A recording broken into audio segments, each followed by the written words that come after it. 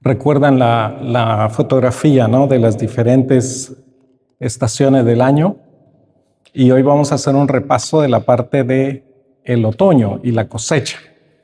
Y el concepto que queremos compartir hoy a partir de Juan capítulo 15 está ahí abajo entre paréntesis, de fruto a mucho fruto. Y en la lectura que hemos hecho y conocemos, entendemos, amados hermanos, que es un proceso, como muchas cosas en esta vida. Y el proceso de productividad también en la vida cristiana es así. Igual que un pequeño cuando nace, no podemos esperar mucho de él. O si alguien es una persona de negocios, entenderá que no puede esperar resultados de una empresa en 2 años. Lamentablemente mucha gente no tiene ese concepto, ese sentido común. Realmente eso es puro sentido común. Y quieren tener resultados ya en el primer año. Decía un empresario allá en Guatemala que tener una empresa es como tener justamente un niño. Por lo menos tienes que mantener tú al niño como unos 6 años o algo así, decía él más o menos en sus plazos.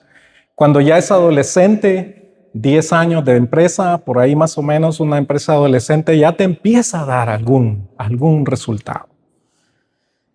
Y los mejores frutos van a venir después, como a los 15, 20 años, ya puedes entonces. Pero la gente abandonan, en el primer, el segundo año abandonan porque no ven resultados en los negocios. Imagínate la vida cristiana, que nuestro llamado en Cristo Jesús es un llamado eterno.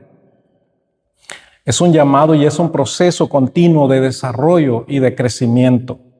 Así que hay muchas cosas en la vida, hermanos. La mayoría de las cosas buenas toman tiempo.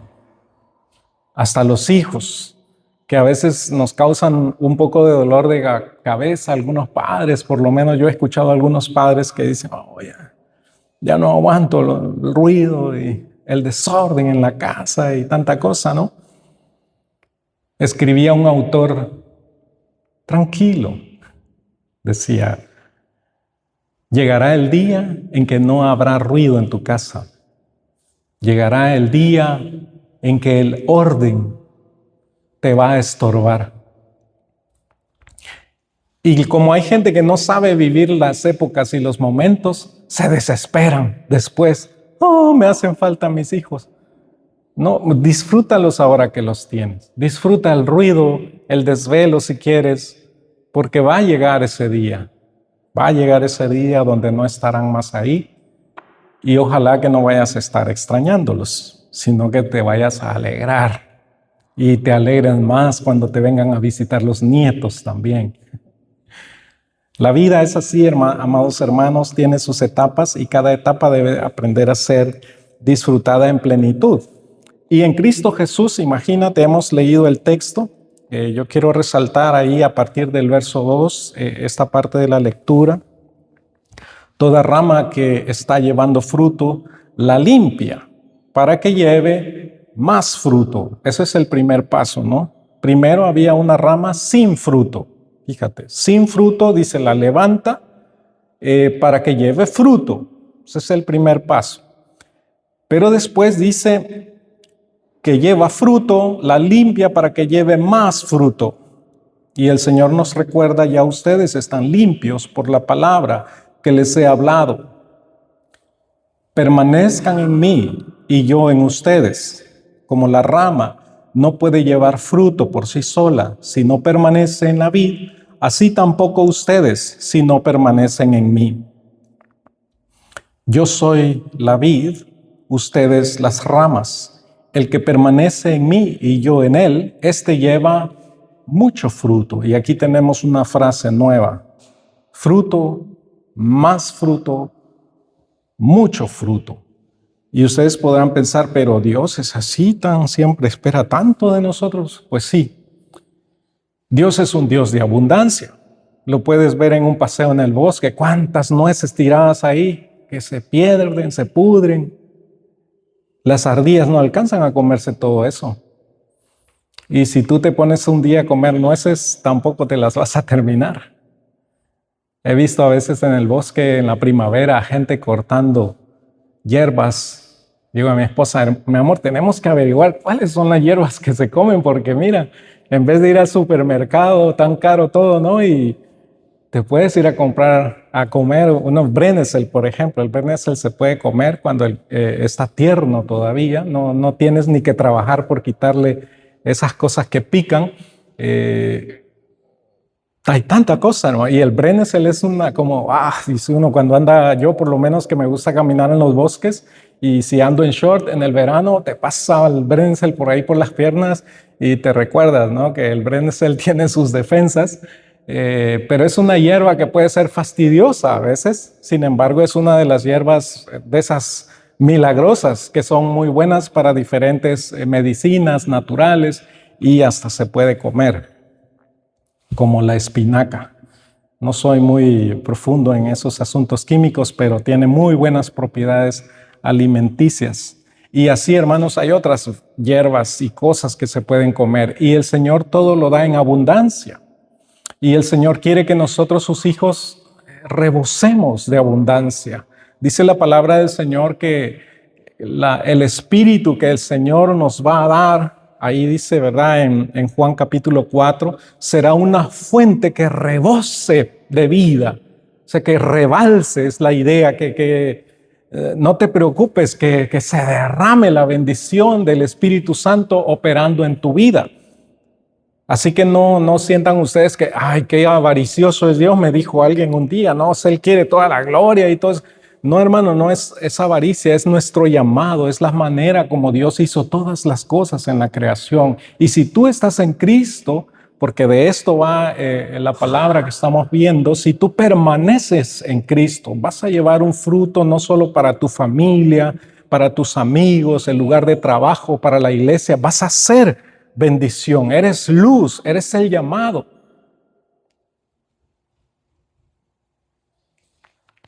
A veces me toca estar con gente que no me simpatizan especialmente, porque yo sé que es gente que camina en tinieblas. Pero entonces me recuerda el Señor, y no eres luz, y la luz ¿dónde debe brillar? Allí donde hay tinieblas, pues. Por ejemplo, ayer estaba casi que fumando, yo mismo no fumo, ¿no? Pero estaba ahí parado con 3 personas, y los 3 con su cigarrillo. Bueno, ahí he de estar, porque ese es el llamado del Señor, para brillar donde hay tinieblas. ¿De qué sirve?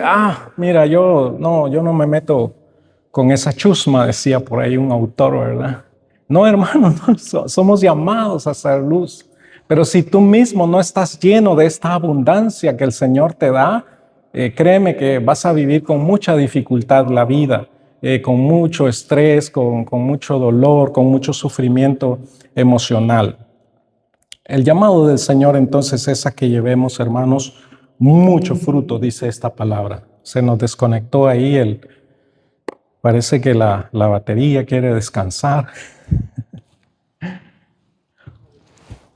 Ya resucitó, hermano. Ya resucitó. Bueno, ya se fue otra vez.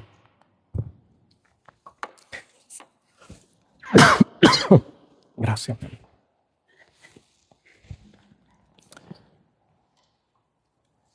Quiero señalar en el verso 2, ¿verdad? Lo que dice, y toda rama que está llevando fruto la limpia para que lleve más fruto. Ese es el primer paso.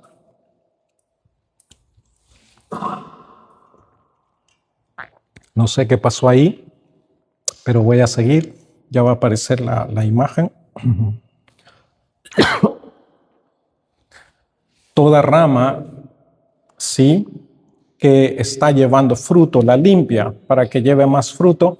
Esta imagen la mostré en el mensaje correspondiente a estos versos.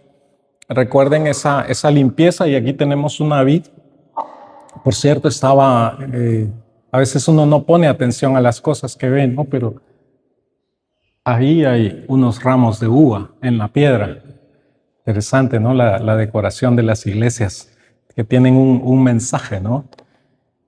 Bueno, ahí está una vid que es limpiada, que es podada, y el Señor dice que nosotros estamos limpios, hermanos, por la palabra. que el Señor nos ha hablado. Aquí en el idioma original vienen dos palabras diferentes. En este verso dice la palabra, pero en el verso 7 dice mis palabras en plural. Y vienen dos palabras diferentes que mucha gente se rompe la cabeza y dicen, no, es que esto significa esto. La primera palabra es logos, de ahí viene nuestra palabra lógica y eso, ¿no? Y la otra palabra en el verso 7 es rema, pero realmente solo es un plural de la misma palabra logos para el uso del apóstol Juan, por lo menos, que la usa bastantes veces en este evangelio. Y cuando él usa el singular, usa logos, y cuando usa el plural, usa rema. Así que es lo mismo. ¿Pero qué es lo mismo, hermanos? Es la palabra viva del Señor. La palabra viva que transforma tu vida.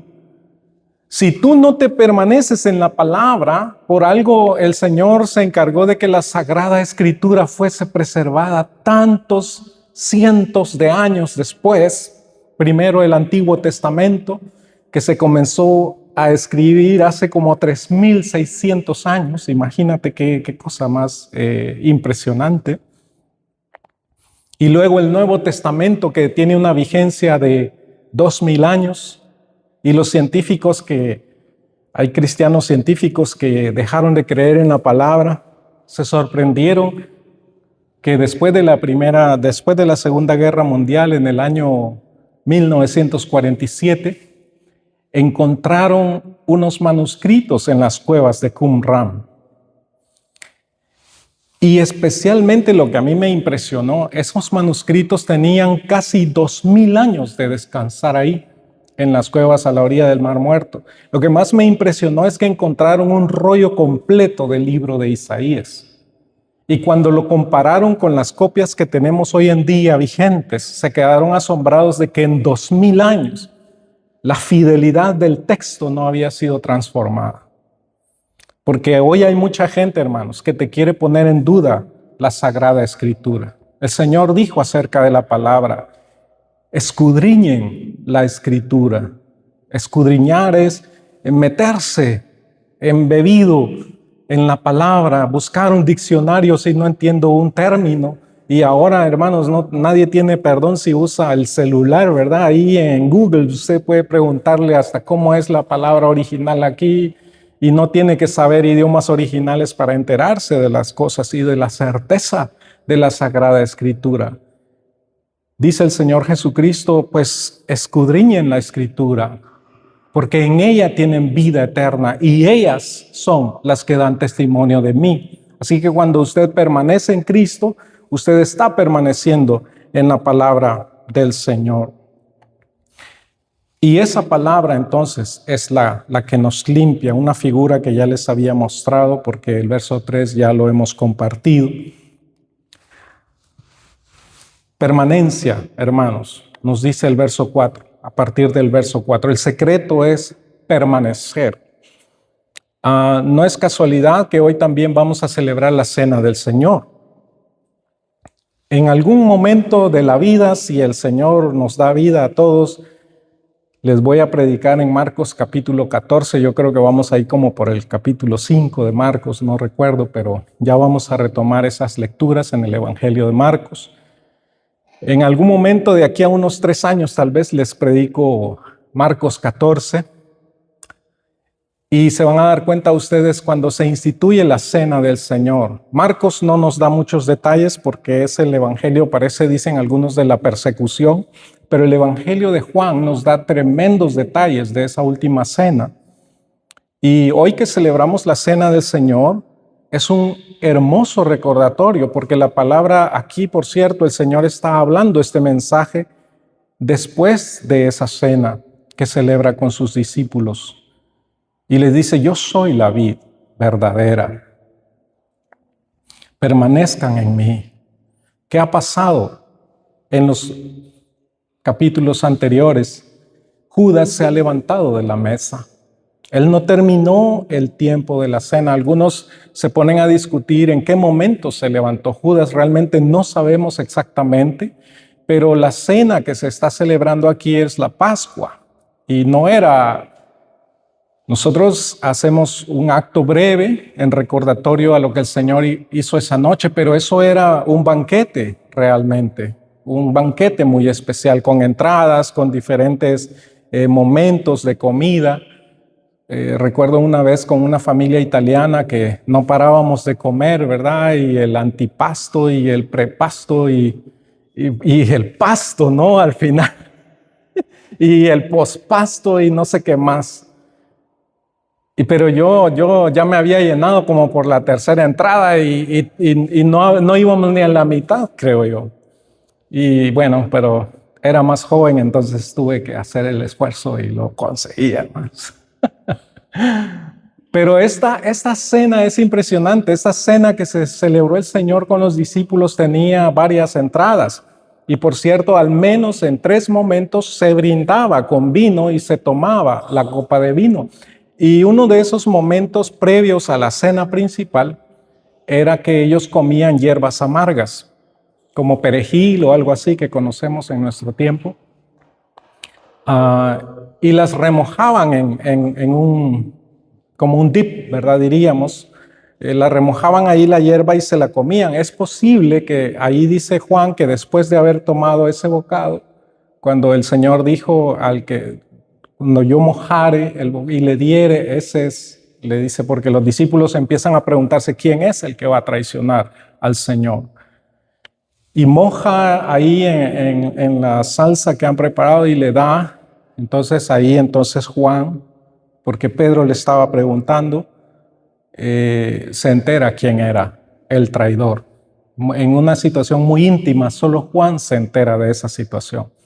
Y dice la palabra que después de haber tomado el bocado, Judas se levanta y se va y termina de hacer el negocio que ya había empezado a hacer, de traicionar al Señor.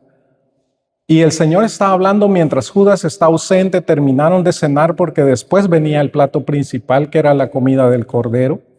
Y otra vez vuelve el Señor a brindar con una copa junto a ellos. En eso lo vamos a ver más claro en el Evangelio de Lucas, que ahí sí se nota que 2 veces toman el vino. Pero esta es entonces la toma del vino en el acto principal, cuando ellos entonces están con la cena. ¿Por qué hago tanto énfasis en esto? El que permanece en mí y yo en él, este lleva mucho fruto. Tú estás invitado a la mesa del Señor, pero nadie está obligado a quedarse. Si tú permaneces en el Señor, vas a ser de esos discípulos del Señor que llevan mucho fruto. Pero si tú eres un seguidor del Señor, de los rápidos, de los que a veces hasta se tienen que salir del culto a medio culto, ¿verdad? Porque, qué sé yo, no sé. O hay creyentes, a veces hoy en día tenemos bastante ese problema. Hay creyentes que siempre están como buscando, bueno, la mejor iglesia, ¿no? O la iglesia perfecta o algo así. Y se asoman por unos meses por aquí. Ya ustedes conocen algunos, creo yo, ¿verdad? Y se vuelven a desaparecer. Es muy triste, hermano. No se puede así. No se puede avanzar así. Porque también vamos a ver, el discipulado es un asunto de comunión. Por eso digo acá y lo subrayo, sin permanencia no hay ningún fruto. Vas a lograr nada. Dice, separados de mí, nada pueden hacer, dice el Señor Jesús. Que, ¿ves? Judas hizo algo, ¿no? Pero lo que hizo no era nada bueno, ni nada en el propósito real de Dios, en la voluntad perfecta del Señor. Si tú quieres llevar fruto para el Señor, para agradar al Padre Celestial, necesitas permanecer en Cristo. Y subraya en el verso 6, si alguien no permanece en mí, es echado fuera como rama y se seca y son quemadas. Por supuesto que el Señor tiene en mente a Judas, que se acaba de apartar de la comunión. Y él lo sabía, eso es lo más impresionante, ¿no? Que él ya había dicho, uno de ustedes me va a entregar. Por eso para los discípulos no solo era una situación dolorosa, sino bueno, yo no seré.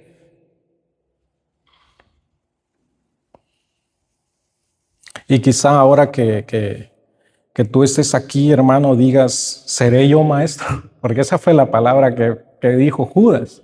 Y el Señor le contesta a él también, tú lo has dicho. Te voy a compartir algo acá. El Señor dijo también en Mateo 7:19 que todo árbol que no da buen fruto será cortado y echado en el fuego. Palabras de Jesús en Mateo 7:19. Y es una comparación de lo que Gálatas capítulo 5 nos dice. Por ejemplo, una de las áreas donde tú llevas fruto es en tu carácter, en tu manera de ser. Teníamos un compañero en el seminario que le decíamos, él se llamaba Víctor, por el hermano me va a tener que oír, pero él ya lo sabe, ¿verdad? Si en algún momento, porque este mensaje yo lo hago público después, él me va a escuchar, hermano Víctor, él lo sabe, le decíamos Vitín C, le decíamos, ¿verdad? Porque era ácido como un limón, le decíamos. Era el hermano Víctor. Y ese era el sobrenombre que le habíamos puesto, ¿no? Pero él se transformó en el tiempo que lo conocimos, ahí los 4 años que estuvimos estudiando juntos en el seminario, vimos sus cambios, porque hermanos, el Señor siempre trabaja en la vida de la gente. Pero mira, el fruto de la carne, dice en Gálatas, son celos, ahí hay algunos mencionados, impureza, enemistad, envidia, idolatría, pleitos, discordias. Y creo que es Pablo ahí el que dice, y otras cosas parecidas a estas. Si tú te separas del Señor, esto va a ser el resultado de tu vida, de tu diario vivir. Y le vas a hacer complicada la vida a los que están ahí cerca de ti. Pero si tú caminas en el Señor, permaneces en el Señor, tu fruto va a ser diferente, va a ser abundante y no solo va a ser agradable al Padre, sino también va a ser agradable para los que te rodean y una enorme bendición para ti. Mas el fruto del Espíritu, dice el apóstol Pablo, es amor, gozo, paz, paciencia, benignidad, bondad, fe, mansedumbre y dominio propio. Qué lindo, ¿no? Y si quieren seguir, lean la última parte de Santiago, capítulo 3. Ahí se nos habla de cómo es la sabiduría que viene del cielo y cómo es la sabiduría terrenal. Porque, hermanos, este fruto de amor, de gozo, de paz, por cierto, no viene de fumar marihuana, ¿no? Como algunos decían, amor y paz. No, hermano, este fruto viene del cielo, no viene de la tierra. Este es un fruto del Espíritu Santo en tu vida. Sí, porque hay gente hoy en día, ¿no? Que, sí, yo para calmarme, entonces me tomo unas copas y ya me tranquilo. No, hermano. No es ese fruto, también lo dice Pablo, no se embriaguen con vino, no te va a servir de mucho solo para revolverte la cabeza. Mejor sé lleno del Espíritu Santo. Interesante cómo lo relaciona el apóstol ahí en Efesios 5. El Espíritu de Dios morando en ti, se recuerdan cuando Jesús nace, dice, es Emmanuel, es Dios con nosotros, Dios mismo está presente en medio nuestro. Y su fruto en tu vida, en nuestras vidas, es este hermoso fruto. Vas a llevar mucho fruto si permaneces en el Señor Jesucristo. Si cada día te dedicas a meditar en la Sagrada Escritura, a considerar los caminos del Señor. Gloria a Dios porque también estás aquí los domingos y una de mis motivaciones para grabar este mensaje son los hermanos que trabajan con los niños para que reciban también la palabra. Pero también otros hermanitos me dicen y esperan. Tengo un par de hermanitas del otro lado del océano que cuando paso una semana sin enviar el mensaje empiezan a preguntar, pastor, ¿y el mensaje? Hermana, estoy de vacaciones o algo así, le tengo que decir, mire, se me arruinó el micrófono, me pasó a fin del año pasado que el micrófono no funcionaba y no funcionaba bien la técnica. Llevemos mucho fruto, permanezcamos en el Señor. La permanencia, la oración y el discipulado que glorifica al Padre. Mira, la oración contestada como un proceso, dice, mire, y por favor tomen muy en cuenta esto a la hora de orar. El Señor Jesús, por ahí saqué una fotografía de de la serie Los Elegidos, muy buena por cierto, la recomiendo siempre con un ojo crítico, pero muy buena. Víctor Petcau me decía, mira, con algunos hermanos estamos viendo esa serie, pero después nos reunimos para orar, para meditar, está muy bueno la verdad. Y como digo, siempre con un ojo crítico, porque no todo lo que sale en la pantalla es cierto. Me salen unos hermanos, me salió una hermanita un día, sí, Juan, el apóstol, él trabajaba en una cantera y cómo le costaba romper la piedra.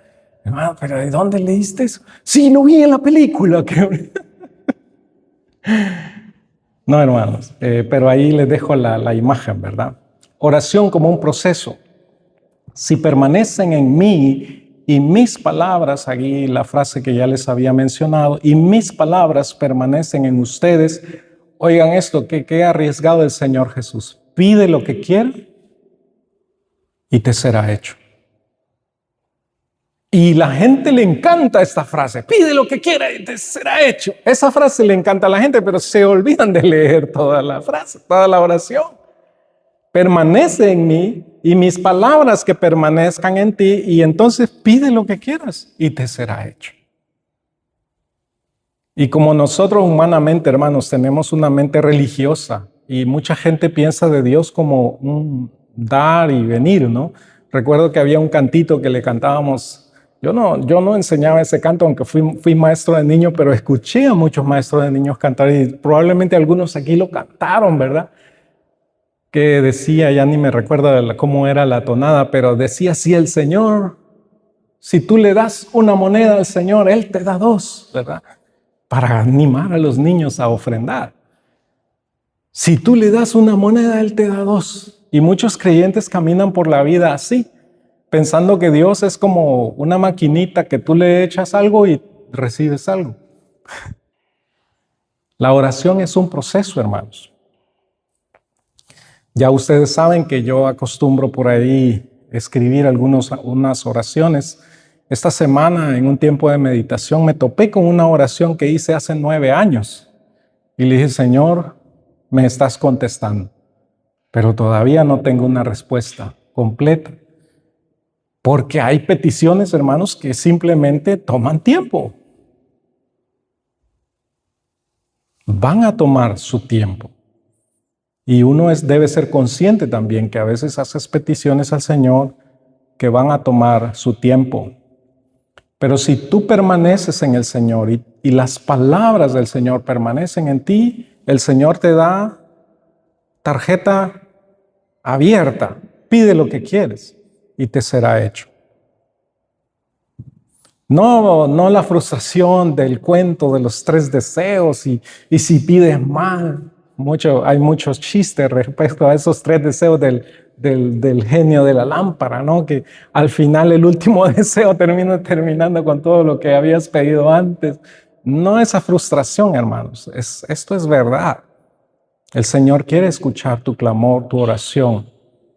Pero tú debes aprender a caminar con el Señor. Esta parte vamos a ver más adelante cuando el Señor nos dice y nos invita a que llevemos su yugo, porque su yugo es fácil y su carga es ligera, y vamos a entender cómo es esto de este proceso del caminar constante. Pero dice el Señor también al final de nuestro texto, en esto es glorificado mi Padre, en que lleven mucho fruto y lleguen a ser mis discípulos. El texto que leímos dice, y sean así mis discípulos, y lo traduje extra de esta manera, lleguen a ser mis discípulos, porque ser un seguidor de Cristo Jesús no se termina, hermanos. Es un proceso constante de la vida. Y cuando tú experimentas el fruto en tu vida, entonces tú te das cuenta que estás en el camino correcto, que estás siguiendo al Señor Jesucristo, como Él espera que lo sigas. Llegar a ser un discípulo de Jesús. Ahí andaban los 12. Ya sabemos que uno se perdió, ¿no es cierto? Que encontró, por supuesto, quien lo sustituyera. Ahí en Hechos leemos eso también, de otro apóstol llamado Matías, que sustituye a Judas. Un misterio también, ¿por qué deberían de ser 12?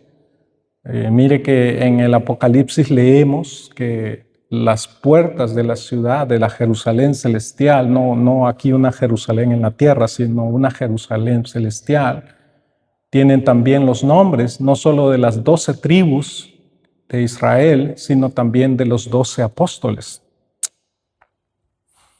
Qué gran pérdida el que no permaneció, ¿verdad? Imagínate, hasta el nombre hubiese estado escrito ahí, pero ahora va a estar el nombre del apóstol Matías ahí. Me dijo, por cierto, un hermano un día, se tenían que haber esperado por Pablo. No era el privilegio del apóstol Pablo. El privilegio del apóstol Pablo era ministrarnos hasta el día de hoy con la palabra que el Señor le dio. Y vaya que si no lo hizo, si no ha transformado generaciones como Martín Lutero, que hace 500 años se convierte leyendo al apóstol Pablo, la epístola a los romanos. Qué privilegio, ¿no? Discípulos que hacen discípulos. Ese es el llamado del Señor, amados hermanos, que seamos discípulos que hacen discípulos. En este punto, yo quiero hacer una invitación para el día miércoles 1 de julio. Revise alguien en el calendario si el 1 de julio es un miércoles. Solo dígame que sí o que no. Miércoles 1 de julio. ¿Sí? Gracias. Sí, es miércoles 1 de julio. A las 19 horas. Les invito a venir a orar acá ese miércoles. No, a las 18 horas. Pero si usted puede venir más tarde, digamos a las 19 horas, porque el trabajo no, véngase igual. Pero a las 18 horas voy a estar aquí en la sacristía, va a estar abierta la puerta de allá atrás y vamos a tener un tiempo de oración. Compartirles que en el futuro, de aquí a unos 3 meses, el Señor me va a dar un poquito más de tiempo para ustedes. Y yo soy también contento. Porque saben que estoy entre 2 iglesias, pero eso va a cambiar por ahí en septiembre. Yo estoy contento. Espero que algunos digan, amén, vamos a aprovechar al pastor o al hermano Benjamín, o como me dicen algunos, a Benja, lo vamos a aprovechar.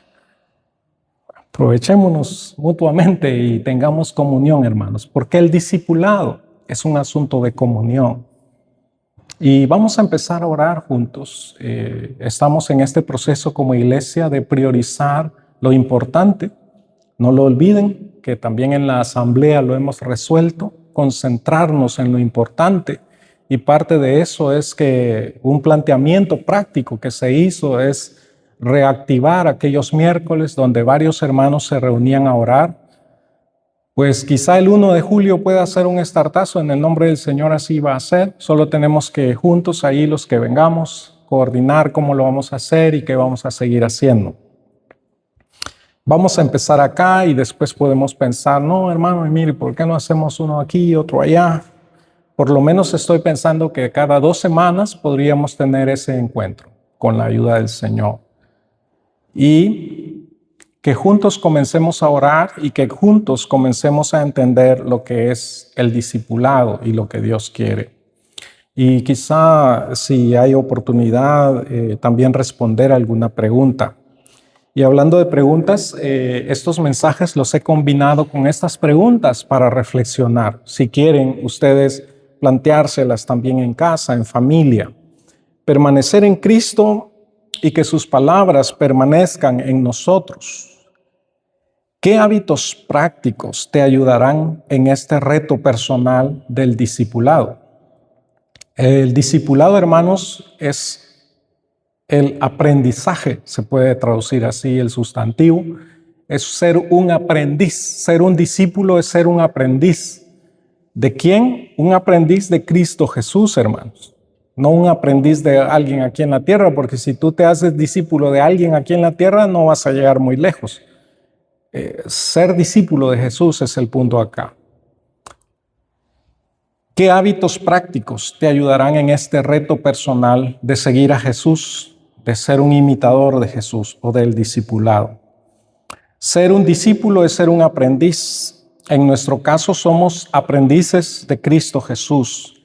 ¿En qué aspecto de tu vida necesitas parecerte más al Maestro y aprender más de Él? El discipulado es un reto que abordamos juntos en Cristo. ¿Con quiénes podrías formar una compañía de seguidores de Jesús que se alienten mutuamente? Los que quieran ya agregarse a algo así, el 1 de julio aquí los espero a las 18 horas. Todos están invitados, porque así es la democracia, ¿verdad? Por lo menos para el 1 de julio no tenemos cerrada la puerta a nadie, excepto que tengas en tu corazón el deseo de ser un seguidor de Jesús, de compartir con otros seguidores de Jesús y animarnos mutuamente. El discipulado es un asunto de comunión, hermanos. No nos podemos quedar solos. Quisiera compartir algunas conclusiones para que oremos al cierre de este mensaje. No te separes de Cristo Jesús tras el engaño del pecado, el amor a las riquezas o el propio rendimiento personal. Si no permaneces en Él, muchos logros serán sin sentido y pasajeros. Deja que la palabra de Cristo Jesús, como dice Él, las Escrituras, ellas son las que dan testimonio de mí. Que la palabra de Cristo Jesús transforme tu forma de pensar. No hay otra forma de conocerle y entenderle que exponiéndose cada día a la palabra, como Él oró al Padre: santifícalos en tu verdad, tu palabra es verdad. No se extrañen si uno de esos días miércoles le pregunto a alguien: ¿qué te habló Dios esta semana? O lo abra. Si alguien quiere compartir algo que Dios le habló esta semana, porque Dios habla, hermanos. Dios habla y te va a hablar en su palabra. Si de alguna manera eres consciente que estás separado o que te estás separando o que estás separado de Cristo Jesús, vuélvete al buen camino. Si te pones consciente, sí, yo he estado lejos o me estoy separando, en vez de estar cerca me estoy alejando. La invitación del Señor siempre es, esa palabra arrepentimiento es volverse, vuélvete al camino. Dios es generoso en perdonarte e instruirte por su palabra en el camino que es Cristo Jesús. Para permanecer en Cristo vas a necesitar la palabra, que la palabra permanezca en tu corazón. Y ten cuidado con lo que lees hoy en día, porque la verdad es que hay cada cosa chiflada por ahí para leer. No, con el hermano Luis me decía, no sé qué leí, y le digo, yo no me meto en esas cosas, ¿verdad? Porque cosas raras que la gente... Ocúpate en la palabra, hermano. Este es el billete verdadero. Les he contado eso, ¿no? ¿Cómo hacían ese banquero que le preguntó, ¿cómo haces para detectar siempre un billete falso? Y le dijeron, no me pongo a estudiar todos los billetes falsos. Estudio siempre el verdadero y no se me pasa ni un detalle. Estudia el verdadero, estudia la verdad, profundiza en la palabra, pregunta. También para eso es el discipulado, para juntos resolver dudas. Tal vez te vas a ir con más dudas después de una reunión de discipulado, pero de eso se trata, que tu corazón siempre se inquiete, que busques respuestas en la palabra del Señor, y el Espíritu Santo, prometió nuestro Señor Jesucristo, te va a guiar a toda verdad. Vamos a orar. Padre, te damos gracias de todo corazón por la palabra viva y eficaz que nos has dejado. Gracias porque tenemos acceso a ella y la conocemos como la Sagrada Escritura. Y sabemos, Padre Celestial, que necesitamos llenarnos de esta palabra y que tú nos vas a hablar y nos vas a recordar esa palabra por tu Santo Espíritu de diferentes maneras. Ahí sí dependerá de nuestro carácter, si amamos más la naturaleza, si justamente somos de pensamiento más lógico, si somos más visuales. Tú vas a usar circunstancias para traer la misma palabra viva que puede transformar nuestros corazones. Te ruego, Señor, que nos des la gracia para volvernos a ti. Y te ruego, Señor, si hay algún hermano o hermana que es consciente de estarse alejando o de que definitivamente se alejó y lo demuestra su fruto que está llevando, que no es bueno, te ruego, Señor, que le des el coraje para volverse al camino, la decisión, como dijo el hijo pródigo, no puede ser que yo esté aquí hartándome porquerías. Yo necesito volver al Padre. Y tú eres generoso, Padre Celestial, eres amoroso. Gracias por la obra que hiciste en Cristo Jesús y que ahora podemos también recordar a través de la cena del Señor. En su nombre oramos, amado Padre. Amén. Amén.